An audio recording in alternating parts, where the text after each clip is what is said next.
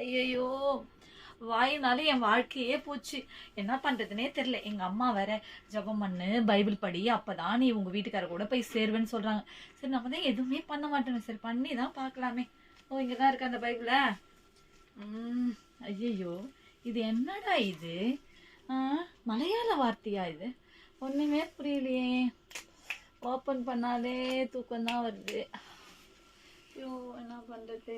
மாறியும் பிரேமா, பிரேமா, என்னம்மா இது பைபிள் தலைகீழ வச்சிருக்க?